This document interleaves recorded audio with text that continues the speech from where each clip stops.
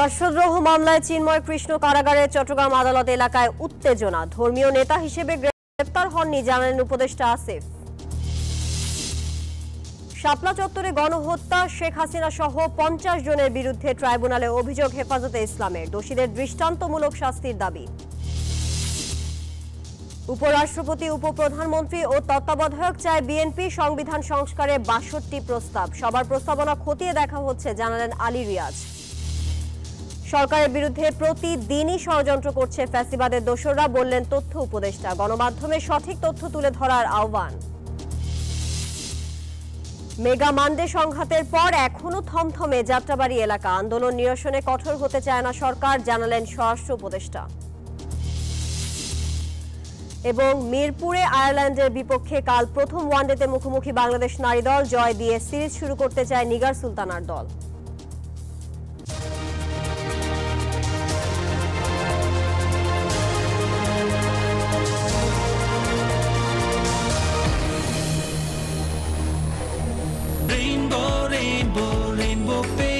Rainbow Paints, the color of joy. স্বাগত news 24 সংবাদে আপনাদের সঙ্গে আছি আমি তানিয়া হারুন। দেখছিলেন সংবাদ শিরোনাম। শব্দের আরেক নাম, একদম ইউনিক স্ট্রাকচারাল ডিজাইনের কসমিক ডো। এর ওয়াল থিকনেস ও রিপ থিকনেস বেশি থাকায় থেকে 50 বছরেরও বেশি। কসমিক ডো, নিশ্চিন্তে 50 বছর। যাচ্ছি পুরো খবরে। রাষ্ট্রদ্রোহের মামলায় গ্রেপ্তার সম্মিলিত সনাতনী জাগরণ জোটের মুখপাত্র ও পুণ্ডরিক ধামের অধ্যক্ষ চিন্ময় কৃষ্ণ দাস ব্রহ্মচারীর জামিন আবেদন নামঞ্জুর করে কারাগারে পাঠানোর নির্দেশ দিয়েছেন আদালত। মঙ্গলবার দুপুরে চট্টগ্রাম মেট্রোপলিটন ম্যাজিস্ট্রেট কাজী শরীফুল ইসলাম শুনানি শেষে এই আদেশ দেন। স্থানীয় সরকার উপদেষ্টা জানিয়েছেন, কোন সম্প্রদায়ের নেতা হিসেবে নয়, রাষ্ট্রদ্রোহ মামলার আসামি হিসেবে গ্রেপ্তার করা হয়েছে চিন্ময় দাসকে। মঙ্গলবার সকাল 10:30টার দিকে কড়া নিরাপত্তার মধ্য দিয়ে চট্টগ্রাম আদালতে আনা হয় সম্মিলিত সনাতনী জাগরণ জোটের মুখপাত্র ও পুণ্ডরিক ধামের অধ্যক্ষ চিন্ময় কৃষ্ণ দাস ব্রহ্মচারীকে। এরপর জামিনের আবেদন করা হলে আদালত তার নামঞ্জুর করে কারাগারে পাঠানোর নির্দেশ দেন। তবে আসামি পক্ষের আইনজীবীর আবেদনের পরিপ্রেক্ষিতে আদালত ডিভিশনের আদেশ দেন। একই সঙ্গে চিকিৎসা ও ধর্মীয় রীতিনীতি পালনে যাতে কোনো অসুবিধা না হয় কারাবিধি অনুযায়ী সে ব্যবস্থা নিতে জেল সুপারকে নির্দেশ দেন। কোর্টকে আমরা অনার করি যেহেতু এটা রাষ্ট্রীয় ব্যাপার, যেহেতু করছে এটার জন্য কিছু না, আমরা কোর্টকে অনার করে যাবেন, আমরা উচ্চ আদালত থেকে যাবেন। জি মিথ্যা মামলা, এটাই মিথ্যা মামলা। এ সময় চিন্ময় দাসের মুক্তির দাবিতে আদালত প্রাঙ্গণে স্লোগান দেন ভক্তরা। ওনার নিঃশর্ত মুক্তি চাই, এটাই। ওনাকে কারাগার মুক্ত করার জন্য আমরা এই কোর্ট বিল্ডিংয়ে এসেছি। তো আমরা শান্তিপূর্ণভাবে আবেদন জানাচ্ছি। এদিকে রংপুরে এক অনুষ্ঠানে স্থানীয় সরকার উপদেষ্টা জানান, কোন সম্প্রদায়ের নেতা হিসেবে নয়, রাষ্ট্রদ্রোহ মামলার আসামি হিসেবে গ্রেপ্তার করা হয়েছে চিন্ময় দাসকে। এটা সম্প্রদায় বিবেচনায় নয়, এটা রাষ্ট্রের বিবেচনায়, রাষ্ট্রের নিরাপত্তা বিবেচনায় আইন শৃঙ্খলা বাহিনী এই ব্যবস্থা গ্রহণ করবে সামনে দিয়ে। সোমবার বিকেলে ঢাকার শাহজালাল আন্তর্জাতিক বিমানবন্দর থেকে চিন্ময় কৃষ্ণকে গ্রেপ্তার করে পুলিশ। পরে তাকে চট্টগ্রামে আনা হয়। Desk report, news 24। এই যে আমার ব্যাংক আরএফএল গ্যাস স্টোভ, এর সায়েন্টিফিক নজল আর ব্রাশ বার্নার তাপকে সমানভাবে ছড়িয়ে খরচ বাঁচায় 25%। আরএফএল গ্যাস স্টোভ নিরাপদ ও গ্যাস সাশ্রয়ী। 304 ফুড গ্রেড স্টেইনলেস স্টিলে তৈরি, যা নিশ্চিত করে জংবিহীন সিঙ্কের আজীবন নিশ্চয়তা। আরএফএল কিচেন সিঙ্ক, স্বাস্থ্যকর কিচেনের চিরস্থায়ী সমাধান। 2013 সালের 5 মে রাজধানীর মতিঝিলে শাপলা চত্বরে হেফাজতের সমাবেশে গণহত্যার ঘটনায় সাবেক প্রধানমন্ত্রী শেখ হাসিনা সহ 50 জন এবং অজ্ঞাতনামা আরও কয়েকজনের বিরুদ্ধে অভিযোগ দায়ের করা হয়েছে। মঙ্গলবার আন্তর্জাতিক অপরাধ ট্রাইব্যুনালের চিফ প্রসিকিউটর বরাবর হেফাজত ইসলামের নেতা জুনায়েদ আল হাবিব এই অভিযোগ দায়ের করেন। এর আগে মুফতি হারুন ইজহারের পক্ষেও ট্রাইব্যুনালে আরেকটি অভিযোগ দায়ের করা হয়। অভিযোগে শেখ হাসিনা ছাড়াও সাবেক পুলিশ প্রধান বেনজির আহমেদ, সাবেক সেনাপ্রধান আজিজ আহমেদ, ট্রাইব্যুনাল ট্রাইব্যুনালের সাবেক প্রসিকিউটর তুরিন আফরোজ, সাবেক প্রধানমন্ত্রীর প্রতিরক্ষা বিষয়ক উপদেষ্টা তারিক আহমেদ সিদ্দিকী সহ সংশ্লিষ্টদের আসামি করা হয়েছে। হেফাজত নেতারা অভিযোগ করেন, শান্তিপূর্ণ সমাবেশ চলাকালে ব্ল্যাকআউট করে আইন শৃঙ্খলা বাহিনী তাদের উপর অতর্কিত হামলা চালায়, গুলি করে হত্যা করে শতাধিক মানুষকে। এই ঘটনার সুষ্ঠু তদন্ত করে দোষীদের দৃষ্টান্তমূলক শাস্তির দাবি জানিয়েছেন হেফাজত নেতারা। ওনারা 2013 সালের 5 মে এবং 6 মে শাপলা চত্বর থেকে শুরু করে সারা দেশে যে মানবতা বিরোধী অপরাধ সংঘটিত হয়েছিল মর্মে ওনারা একটা অভিযোগ ট্রাইব্যুনালের প্রসিকিউশন অফিসে বিজ্ঞ চিফ প্রসিকিউটর বরাবর দাখিল করেছেন। অভিযোগটা আমরা গ্রহণ করেছি। এটি তদন্তের জন্য আমরা ইতিমধ্যে পাঠানোর প্রচেষ্টা শুরু করে দিয়েছি। আজকে আমরা আন্তর্জাতিক অপরাধ ট্রাইব্যুনালের কাছে আসছি। দেশের পরিবর্তন হয়েছে, আশা করি আমরা বিচার পাবো এবং সুনির্দিষ্ট এবং আমরা দৃষ্টান্তমূলক শাস্তি চাই। বিজলি কেবলস যে কোনো স্থাপনার বৈদ্যুতিক সংযোগকে রাখে নিরাপদ। এর স্কিন কোটেড ইনসুলেশন সম্পূর্ণ ফায়ার রিটার্ডেন্ট, তাই বিজলি কেবলস নিজেই নিজেকে নেভায়। বিজলি কেবলস, নিরাপদ আজীবন। সংবিধান সংস্কার কমিটির কাছে পঞ্চদশ সংশোধনী বাতিল। দ্বিকক্ষ বিশিষ্ট সংসদ, এক ব্যক্তি 2 মেয়াদের বেশি প্রধানমন্ত্রী পদে নয়, উপপ্রধানমন্ত্রী, উপরাষ্ট্রপতি ও গণভোটের বিধান পুনঃপ্রবর্তনের প্রস্তাবনা দিয়েছে বিএনপি। লিখিত প্রস্তাবনা হস্তান্তরের পর দলের স্থায়ী কমিটির সদস্য সালাউদ্দিন আহমেদ জানান, ক্ষমতার ভারসাম্য রাখতে চায় বিএনপি।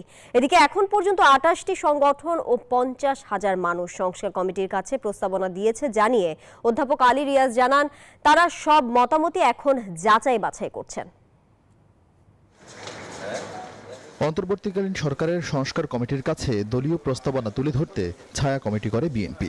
তার মধ্যে বিএনপির সংবিধান সংস্কার কমিটির দায়িত্ব পান দলের স্থায়ী কমিটির সদস্য সালাউদ্দিন আহমেদ। তার নেতৃত্বাধীন কমিটি বিএনপির সংবিধান সংশোধন সংক্রান্ত প্রস্তাবনা মঙ্গলবার সরকারের সংস্কার কমিটির কাছে হস্তান্তর করে। পরে সালাউদ্দিন আহমেদ জানান, বিএনপি ব্যালেন্স অফ পাওয়ার চায় বলেই সংবিধান সংশোধনের প্রায় 1 ডজন প্রস্তাবনা দিয়েছে। পরপর 2 বারের বেশি প্রধানমন্ত্রী পদে কেউ আসীন হবেন না সেই বিধান রেখেছি। জুডিশিয়ারির ক্ষেত্রেও আমরা নতুন কিছু প্রস্তাবনা দিয়েছি, যাতে অধস্তন আদালত সমূহের নিয়ন্ত্রণ সুপ্রিম কোর্টের হাতে থাকে। উপরাষ্ট্রপতি, উপপ্রধানমন্ত্রী পদ সৃজনের বিষয়টা আগে এক সময় ছিল, সেটা আমরা পুনঃপ্রবর্তনের বিধান রেখেছি এবং সব ক্ষেত্রে যেন একটা ব্যালেন্স অফ পাওয়ার সৃষ্টি হয় বাংলাদেশের। পাশাপাশি স্মরণ করিয়ে দেন এই সরকারের সংবিধান সংশোধনের সীমাবদ্ধতার কথাও। তো যে সমস্ত বিষয়ে ঐক্যমত পোষণ হবে সেগুলো আমরা যদি অঙ্গীকার করি এবং নির্বাচনী ম্যানিফেস্টোতে যদি সেটা প্রতিফলন করি, তাহলে পরে সবার একটা অঙ্গীকার থাকবে যে পরবর্তী পার্লামেন্টে যারাই আসুক তারা সেই সংবিধান সেইভাবেই পরিবর্তন করবে। জাতীয় সংসদ ভবনে সংবিধান সংস্কার কমিটির কার্যালয় ও অনলাইনে এখন পর্যন্ত 50,000 মানুষ তাদের মতামত দিয়েছে। কমিটির চেয়ারম্যান জানান, তারা সব মতামতই গুরুত্ব দিয়ে পর্যালোচনা করে সরকারের কাছে সুপারিশ করবেন। সংবিধান তো কেবলমাত্র একটি নির্বাচনের বিষয় নয়, আগামীকালের নির্বাচন, আগামী বছরের নির্বাচন, গত বছরের নির্বাচন নয়। আমরা সংবিধানের মধ্যে যে সমস্ত নির্বাচন সংক্রান্ত যে প্রস্তাবগুলো, যে মানে মতামতগুলো এসছে, সেগুলোর থেকে আমরা সুপারিশ তৈরি করব। যে মতামতগুলো এসছে সেগুলো আমরা বিবেচনায় নেব, বিবেচনায় নিয়ে সেগুলির মাধ্যমে যেখানে মানে যে ধরনের সুপারিশ করা দরকার আমরা সেই সুপারিশ করব। কমিশন আগামী সপ্তাহে বাংলাদেশের সব বয়সী মানুষের কাছ থেকে সংবিধান সংশোধন ইস্যুতে মতামত নিতে জরিপ পরিচালনা করবে। আরেফিন শাকিল, নিউজ 24, ঢাকা। এলো instant milk powder happy cow, যেমন সাশ্রয়ী তেমনি পুষ্টিগুণে ভরপুর। আর এটা নিউজিল্যান্ডের গরুর দুধ। হ্যাপি কাউ, গরুর দুধের স্বাদ সবাই পাক। রাষ্ট্র কাঠামো মেরামতের 31 দফা ও জনসম্পৃক্তি শীর্ষক সিলেট বিভাগীয় কর্মশালায় ভার্চুয়ালি বক্তব্য রাখছেন বিএনপির ভারপ্রাপ্ত চেয়ারম্যান তারেক রহমান। আমরা সরাসরি যাচ্ছি তার বক্তব্যে। নির্দ্বিধায় নিঃসংকোচে মানুষ যাবে ভোট কেন্দ্রে ভোট দিবে। সেটি যে শুধু সংসদ নির্বাচন নট দ্যাট, সেটি ইউনিয়ন পরিষদের নির্বাচন, সেটি উপজেলা পরিষদের নির্বাচন হলে সেখানে পৌরসভার নির্বাচন হোক, জেলা পরিষদের নির্বাচন হোক, সেটি কোনো মসজিদ কমিটির নির্বাচন হোক, সেটি কোনো ক্লাবের নির্বাচন হোক, সেটি কোনো ট্রেড বোর্ডের নির্বাচন হোক, অর্থাৎ যেখানে যেটাই হোক নির্বাচন হোক, প্রত্যেকটা গণতান্ত্রিক প্রক্রিয়াতে হতে হবে। গণতান্ত্রিক প্রক্রিয়াকে যদি আমরা কন্টিনিউ করতে পারি, গণতান্ত্রিক প্রক্রিয়াকে যদি আমরা চলমান রাখতে পারি, অনলি দেন আমরা এই দেশকে সামনে এগিয়ে নিতে পারবো। অনলি এই দেশের, তাহলে এই দেশের মানুষকে আমরা নিরাপদ রাখতে পারবো। আসুন আজকে 31 দফা যেরকম আমরা মানুষের ঘরে ঘরে পৌঁছে দিব, এই প্রতিজ্ঞা যেমন আমরা করছি, একইভাবে আজকে আমরা প্রতিজ্ঞা করি আমাদের হাজারো সহকর্মী যে কারণে প্রাণ দিয়েছে, অর্থাৎ গণতন্ত্র পুনরুদ্ধার, সেই গণতান্ত্রিক প্রক্রিয়াকে যেন আমরা কন্টিনিউ রাখতে পারি, যে কোনো মূল্যে গণতান্ত্রিক প্রক্রিয়াকে কন্টিনিউ রাখতে পারি, তাহলেই আমরা এই ষড়যন্ত্র থেকে আমরা দেশকে রক্ষা করতে পারবো, যে কোনো বিপদ থেকে দেশকে রক্ষা করতে পারবো। বাংলাদেশকে আগামী দিনে যদি ষড়যন্ত্র থেকে রক্ষা করতে হয়, যে কোনো হুমকি থেকে রক্ষা করতে হয়, দেশের মানুষকে রক্ষা করতে হয়, গণতন্ত্রের কন্টিনিউশন ছাড়া কোনোভাবেই সেটি সম্ভব নয়, কোনোভাবেই সেটি সম্ভব নয়। যে কোনো মূল্যে আমাদেরকে গণতন্ত্রকে ধরে রাখতে হবে, মানুষের ভোটের অধিকারকে ধরে রাখতে হবে। সেটি 5 বছর হোক বা যেই সময় হোক, যেই সময় ভোট হওয়ার কথা সেটি সেই সময় ভোট হতে হবে।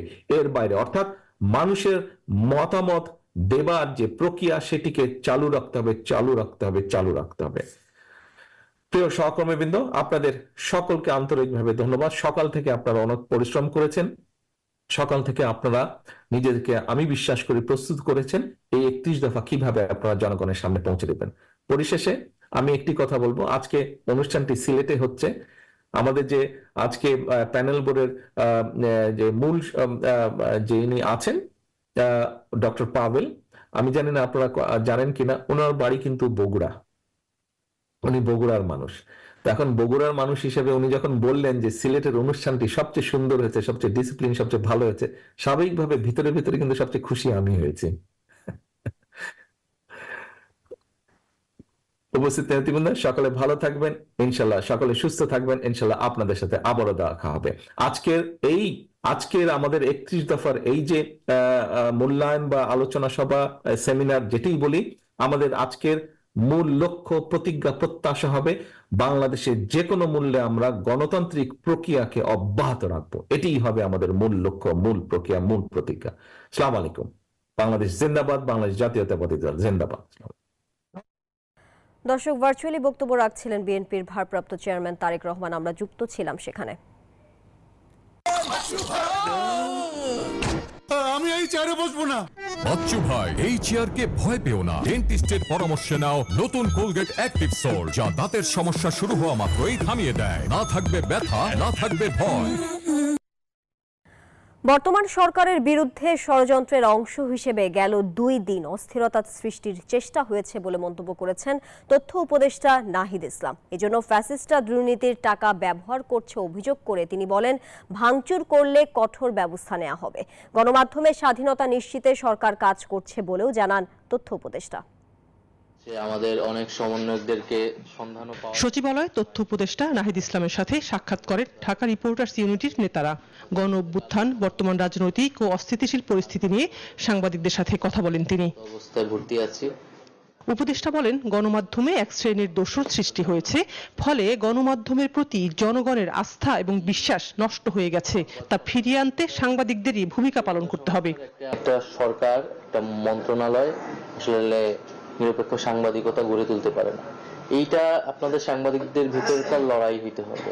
দেশের অস্থিতিশীল পরিবেশ তৈরিতে ফ্যাসিস্ট সরকারের ভূমিকা রয়েছে মন্তব্য করে তথ্য উপদেষ্টা বলেন, এই ষড়যন্ত্রের পেছনে ফ্যাসিস্ট সরকার লুটপাটের প্রচুর অর্থ ব্যয় করছে।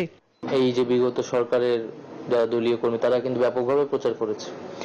ফলত তারা তো যে কোনো ধরনের একটা অস্থিরতা তৈরি করতে চায়, উত্তেজনা তৈরি করতে চায়, এবং সেই ষড়যন্ত্র তো আছে, প্রতিদিনই আছে সরকারের বিরুদ্ধে। বিপ্লবের কারণে পুলিশের ল অ্যান্ড অর্ডার মিস হতে পারে উল্লেখ করে তিনি পুলিশ সংস্কারে রাজনৈতিক দলগুলোর সহযোগিতা কামনা করেন। সাগররণী মামলা নিয়েও আমরা অবশ্যই আমরা চাবো যে আমাদের সরকারের সময়ই এইটার বিচার আমরা দেখে যেতে পারবো, এই প্রত্যাশা আমরা করছি। এই সরকারের মেয়াদেই সাগররুনির হত্যার বিচার নিশ্চিত করা হবে বলে আশ্বস্ত করেন তথ্য উপদেষ্টা। শানাজি ইয়াসমিন, নিউজ 24, ঢাকা। নিউজ 24 সংবাদে এ পর্যায়ে বিরতি নিচ্ছি, সাথে থাকুন।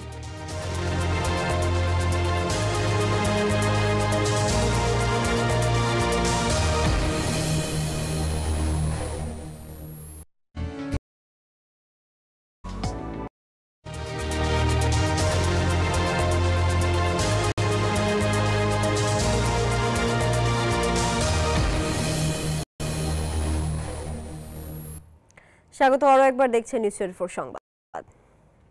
ভারতের আদানি গ্রুপের সঙ্গে বিদ্যুৎ চুক্তি পর্যালোচনায় আজ থেকে 1 মাসের মধ্যে উচ্চ ক্ষমতা সম্পন্ন কমিটি গঠন করতে হবে সরকারকে। মঙ্গলবার এই বিষয়ে লিখিত আদেশ প্রকাশ করেছেন high court.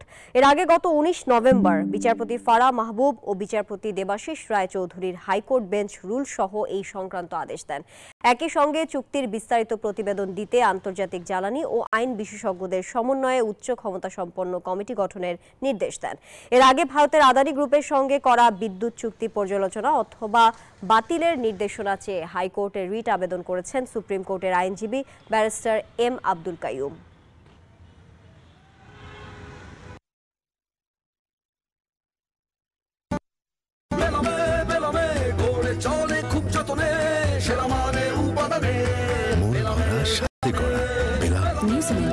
Excellence in quality.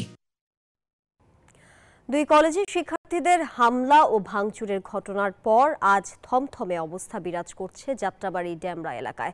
College ভাঙচুরের ঘটনায় পাল্টাপাল্টি অভিযোগ করেছেন মাহবুবুর রহমান মোল্লা ও সোহরাওয়ার্দী কলেজের 2 অধ্যক্ষ। মোল্লা কলেজের শিক্ষার্থী অভিজিতের মৃত্যুর ঘটনা ন্যাশনাল মেডিকেলের চিকিৎসকদের গাফিলতি নেই বলে দাবি করেছে প্রতিষ্ঠানটি। অনাকাঙ্ক্ষিত ঘটনা এড়াতে সতর্ক অবস্থানে ছিল আইন শৃঙ্খলা বাহিনী। গত রোববার ও সোমবার ন্যাশনাল মেডিকেল, কবি নজরুল, সোহরাওয়ার্দী ও মাহবুবুর রহমান মোল্লা কলেজে পাল্টাপাল্টি হামলা চালায় শিক্ষার্থীরা। এই ঘটনায় প্রায় 1/2 শতাধিক শিক্ষার্থী আহত হয়েছে।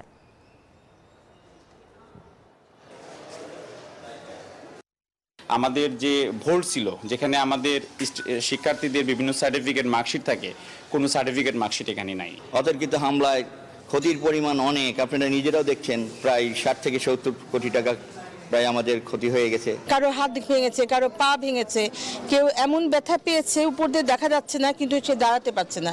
কিছু বাচ্চাকে আটকে রাখা হচ্ছে, তার ট্রমাটাইজড। সবই হবে বাসায় বসে। আইডিএলসি আমার ফাইন্যান্সিয়াল পার্টনার বলেই সেভিংস করতে পারছি ডিজিটালি। শিক্ষার্থীদের আন্দোলন নিয়ে সরকার কোনোভাবেই কঠোর হতে চায় না বলে মন্তব্য করেছেন স্বরাষ্ট্র উপদেষ্টা অবসরপ্রাপ্ত লেফটেন্যান্ট জেনারেল মোহাম্মদ জাহাঙ্গীর আলম চৌধুরী। বলেন, সড়ক অবরোধ করে ভোগান্তি না বাড়িয়ে সোহরাওয়ার্দী উদ্যানে গিয়ে দাবি জানাতে পারেন আন্দোলনকারীরা। দুপুরে সুনামগঞ্জের তাহিরপুরে হাওর পরিদর্শনে গিয়ে তিনি কথা বলেন। জানান, আলোচনার মাধ্যমে কলেজের সমস্যার শান্তিপূর্ণ সমাধানের চেষ্টা চলছে। নিত্যপণ্যের দাম নিয়ে কোনো মধ্যস্বত্বভোগী যেন সুবিধা নিতে না পারে তা খতিয়ে দেখা হচ্ছে। এ সময় আরও উপস্থিত ছিলেন পরিবেশ, বন ও জলবায়ু পরিবর্তন উপদেষ্টা সৈয়দা রিজওয়ানা হাসান, পানি সম্পদ মন্ত্রণালয়ের সচিব নাজবুল আহসান সহ আরও অনেকে। তারা যদি রাস্তা ব্লক না করে এই সোহরাওয়ার্দী উদ্যানে এসে তাদের যে ক্ষোভ যেটা আছে বলতে পারে, তারপরে তাদের যে প্রতিনিধি গিয়ে আমাদের সাথে আলাপ করতে পারে এটা সমস্যার সমাধান করতে। তারপরে আবার ধরেন যে বিভিন্ন কলেজের সাথে যে হচ্ছে, এক কলেজ আরেক কলেজে, এখানে ধরেন যে ছাত্র প্রতিনিধিরা আছে, 2 কলেজের প্রতিনিধিরা নিজের আলাপ করে নিতে পারে, 2 কলেজের শিক্ষকরা রয়ে গেছে, তারাও কিন্তু আলাপ করে এই সমস্যাটা সমাধান করতে পারে। কুমিল্লার বুড়িচং উপজেলায় ট্রেনের ধাক্কায় অটোরিকশার 7 যাত্রী নিহত হয়েছেন, আহত হয়েছেন 2 জন। মঙ্গলবার সকালে উপজেলার বাকশিমুল ইউনিয়নের কালিকাপুর রেল ক্রসিংয়ে এই দুর্ঘটনা ঘটে। এদিকে নাটোর পাবনা মহাসড়কের কদিমচিলান এলাকায় ব্যাটারি চালিত ভ্যান ও সুপারি বোঝাই ট্রাকের মুখোমুখি সংঘর্ষে 2 জন মারা গেছেন। বিস্তারিত ডেস্ক রিপোর্টে। মঙ্গলবার ঘড়ির কাঁটায় সকাল 10টা। কুমিল্লার বুড়িচং উপজেলার কালিকাপুর এলাকায় একটি ক্রসিং দিয়ে পার হওয়ার সময় যাত্রীবাহী অটোরিকশাকে ধাক্কা দেয় চট্টলা এক্সপ্রেস। এ সময় অটোরিকশায় থাকা কয়েকজন যাত্রী নিহত হন। স্থানীয়রা জানান, গ্রামীণ ওই রেল ক্রসিংটিতে সিগন্যাল দেওয়ার কোনো কর্মী ছিল না। ট্রেনের ধাক্কায় নিহতদের দেহ ছিন্ন বিচ্ছিন্ন হয়ে গেছে। গাড়ি অ্যাক্সিডেন্ট হয়েছে, তারপর দৌড়ে আসি, আইসা দেখি যে এমনি লাশ এখানে পড়ে রয়েছে। ইমার্জেন্সি এনো ক্রসিং দেওয়ার জন্য অনুরোধ করা হচ্ছে। এখানে একচুয়ালি গাছগুলো লাগানোর কারণেও অনেক সময় দেখা যাচ্ছে না, গাড়ি কখন আসে না আসে। আর দ্বিতীয়ত হচ্ছে যেহেতু রেল গেট নেই, এই কারণে ঘটনা ঘটছে। পুলিশ জানায়, স্থানীয় বাজারে কেনাকাটা করে অটোরিকশায় বাড়ি ফিরছিলেন তারা। জানতে পেরেছি যে এই পাশে বাকশিমুল এলাকায় আরো 4 থেকে 5টি লাশ বাড়ি কাছাকাছি হয় নিয়ে গেছে। তো আমরা তদন্ত সাপেক্ষে আসলে বলতে পারবো যে আসলে কয়জন মারা গেছে, কয়জন হতাহত বা কয়জন ইনজুরি আছে। এদিকে নাটোরের লালপুরে ট্রাক ও ব্যাটারি চালিত ভ্যানের মুখোমুখি সংঘর্ষে ভ্যান চালক এবং ট্রাক ড্রাইভার নিহত হয়েছেন। মঙ্গলবার সকাল 6:30টার দিকে পাবনা নাটোর মহাসড়কের কদিম চিলান এলাকায় এই দুর্ঘটনা ঘটে। নাটোর পাবনা মহাসড়কের কদিম চিলান এলাকায় ব্যাটারি চালিত একটি ভ্যান আঞ্চলিক সড়ক থেকে মহাসড়কে উঠে কয়েন বাজারের দিকে যাচ্ছিল। ওই সময় পাবনা থেকে ছেড়ে আসা সুপারি বোঝাই একটি ট্রাক নাটোর অভিমুখে যাচ্ছিল। এ সময় ভ্যানের টায়ার ফেটে ট্রাকের সঙ্গে মুখোমুখি সংঘর্ষ হয়। এই দুর্ঘটনায় প্রাণ যায় 2 জনের। Desk report, news 24। দীর্ঘ প্রতীক্ষার পর যমুনা নদীর ওপর নির্মিত দেশের সবচেয়ে বড় স্বপ্নের রেল সেতু দিয়ে পরীক্ষামূলকভাবে ট্রেন চলেছে। মঙ্গলবার সকাল 9:30টার দিকে ট্রেনটি টাঙ্গাইল ভুইয়াপুর অংশের পূর্ব পাড় থেকে ছেড়ে সিরাজগঞ্জের পশ্চিম অংশে যায়। পরে সেতুর পশ্চিম অংশ থেকে টাঙ্গাইল ভুইয়াপুর পূর্ব পাড় অংশে যায়। এর আগে সোমবার বিকেলে পরীক্ষামূলকভাবে ট্রেনটি সেতুর 2 প্রান্ত থেকে ব্রডগেজ লাইনে চালানো হয়। মঙ্গলবার সকাল 9:42 একটি ইঞ্জিন ও 3 বগি নিয়ে টাঙ্গাইলের ভুইয়াপুর অংশের পূর্ব পাড় থেকে ছেড়ে সিরাজগঞ্জের পশ্চিম অংশে যায়। ট্রেনটি 10:41 পূর্ব পাড়ে ফিরে আসে। সিরাজগঞ্জ প্রান্ত থেকে অপর একটি ট্রেন একটি ইঞ্জিন ও 3 বগি নিয়ে সকাল 10:20 পূর্ব প্রান্তে আসে ও 10:29 পশ্চিম প্রান্তের দিকে যাত্রা শুরু করে। প্রথমে 10 কিলোমিটার বেগে চলাচল করলেও পরে 40 কিলোমিটার বেগে ট্রেন দুটি চলাচল করে। সেতুটাকে হতে টাঙ্গাইলের সিরাজগঞ্জের কানেক্টেড। আমি সিরাজগঞ্জের সন্তান হিসাবে নিজেকে ধন্যবাদ। প্রজেক্টটা সঠিক সময়ে সুন্দরভাবে সম্পন্ন হয়েছে, এজন্য আমাদেরকে খুব ভালো লাগতেছে এবং আমরা আনন্দে উচ্ছ্বাসিত। কর্তৃপক্ষ বলছে সেতুটির কাজ পুরোপুরি শেষ। আনুষ্ঠানিকভাবে এর উদ্বোধন করা হবে জানুয়ারির মাঝামাঝি পর্যায়ে। ডিভাইসের মাধ্যমে এটা পরীক্ষা নিরীক্ষা করা হচ্ছে, এটা কম্পন সহীনতা, দেন আপনার এটা স্মুথনেস, এসব কিছু পরীক্ষামূলকভাবে পর্যবেক্ষণ করা হচ্ছে এবং এটা চলমান থাকবে আগামীকাল পর্যন্ত। 2020 সালের আগস্ট মাসে 9,734.7 কোটি টাকা ব্যয়ে সেতুটির নির্মাণ কাজ শুরু হয়। Desk report, news 24। এবারে থাকছে অর্থ বাণিজ্যের খবর।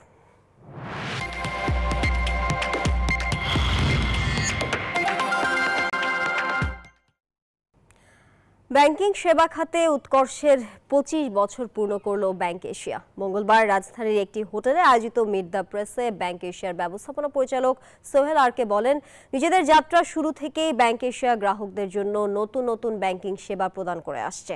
এছাড়াও ব্যাংক এশিয়ার গত 25 বছরের পথ চলায় ব্যাংকিং সেবায় যোগ হয়েছে নতুন মাত্রা। কৃষি ও এসএমই ঋণ সহজীকরণ, সরকারের সামাজিক সুরক্ষা ভাতা প্রদান দ্রুতকরণ করেছে। পাশাপাশি গ্রাহকের জীবন যাত্রার সাথে সামঞ্জস্য রেখে ব্যাংকিং সেবায় পরিবর্তন করে ব্যাংকিং সেবায় নতুন দ্বার উন্মোচন করেছে। দেশের ব্যাংকিং খাত ও মানুষের অর্থনৈতিক উন্নয়নে প্রতিশ্রুতিবদ্ধ ব্যাংক এশিয়া। স্ট্রং ব্যাংকের ইনভলভমেন্ট, পার্টিসিপেশন, এনগেজমেন্ট খুবই ইম্পর্টেন্ট আমাদের কাস্টমারদের জন্য। সেটা বড় কর্পোরেট হোক, এসএমই হোক, রিটেল হোক, যে কাস্টমারই হোক না কেন। নিউজ সংবাদের পর্যায়ে আবারও বিরতি নিচ্ছি, সাথেই থাকুন।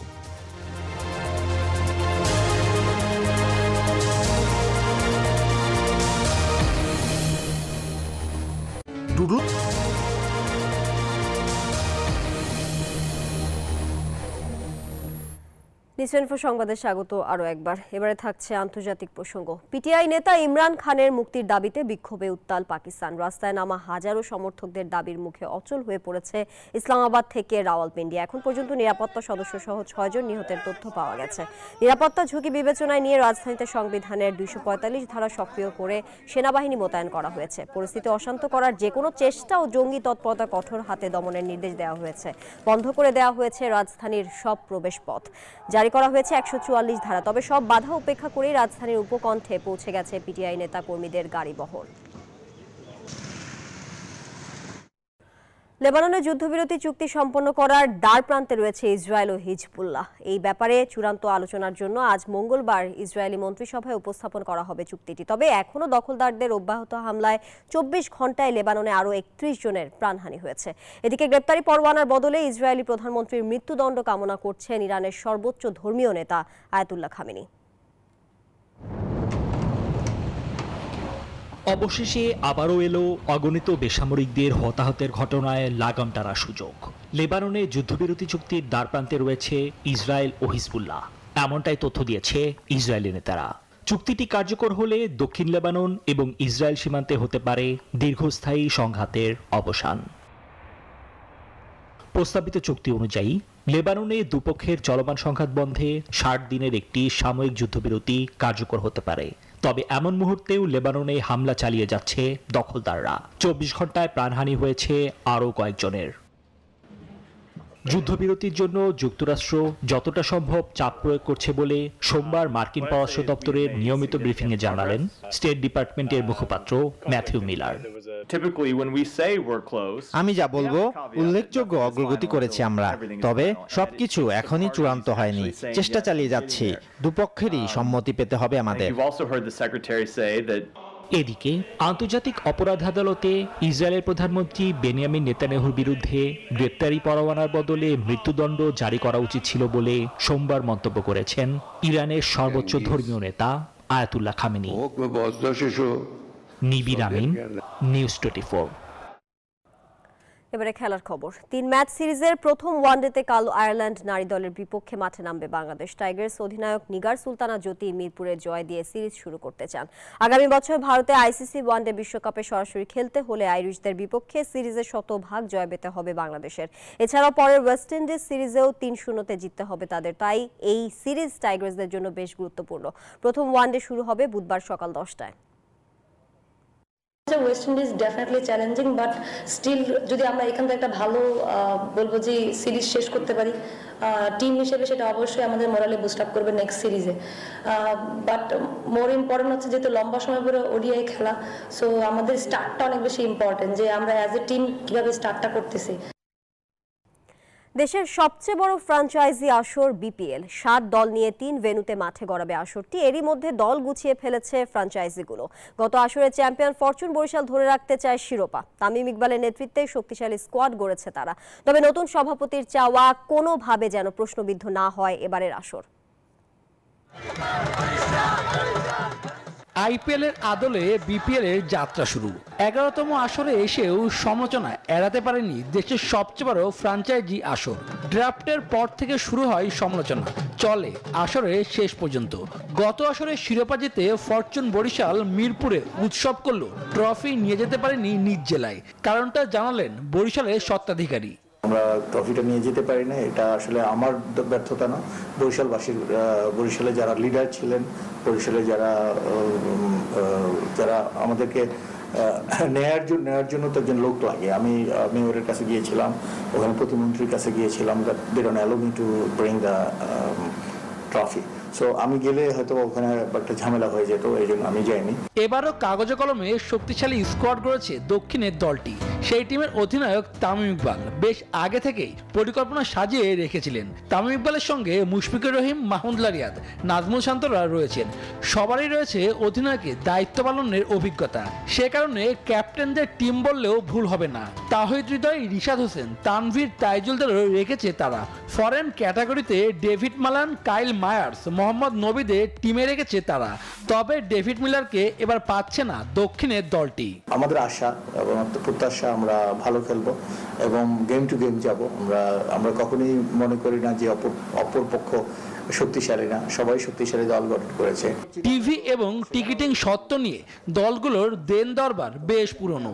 এবারে বিসিবির সভাপতি ফারুক আহমেদ আশ্বস্ত করেছেন দ্রুতই দূর করবেন এমন সংকট। জানাইছি তা না, মুখে মুখে জানাইছি তা না, আমি লিখিত দিয়েছি এবং তারা আমাদেরকে প্রমিস করেছে দে উইল গিভ সামথিং। আগামী 30 ডিসেম্বর উদ্বোধনী ম্যাচে রাজশাহীর মুখোমুখি হবে বরিশাল। কি আরো বাড়ানো হয়। শুভদেবনাথ, নিউজ 24, ঢাকা। নিউজ 24 সংবাদ এখন এই পর্যন্ত। এতক্ষণ সঙ্গে থাকার জন্য সবাইকে ধন্যবাদ।